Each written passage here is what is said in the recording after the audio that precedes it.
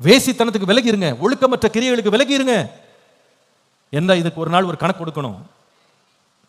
ஒருவன் இந்த சரீரத்தை கெடுத்தால் தேவன் அவனை கெடுப்பார்.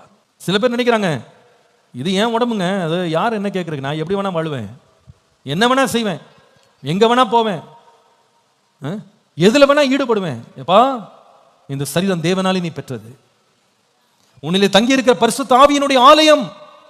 இந்த மாம்சம் இருக்கு பாருங்க, நம்ம வச்சிருக்கிற இந்த உடம்பு, இது லிட்டரலாக பரலோக ராஜ்யத்துக்குள்ள இருக்கிற பிரகாரமா உள்ள போக முடியாது.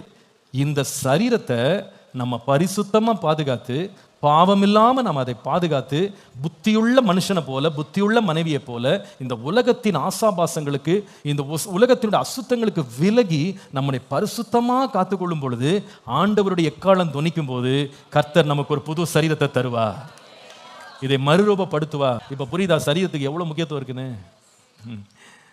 நம்ம நிறைய வேளை இந்த சரீரத்தினுடைய மேன்மை தெரியாம நம்ம மேல மட்டும் பெயிண்ட் அடிச்சுக்கிட்டு இருக்கோம், நம்ம அதுக்கு மட்டும் சாப்பாடு கொடுத்துட்டு இருக்கோம், அதை மட்டும் எக்ஸசைஸ் போட்டு நம்ம காக்குறோம். இது தவறு கிடையாது. ஆனா பவுல் சொல்றாரு, சரீர முயற்சி அற்ப பிரயோஜனம் உள்ளது. பிரயோஜனம் இருக்குங்க, ஆனா அற்ப பிரயோஜனம்.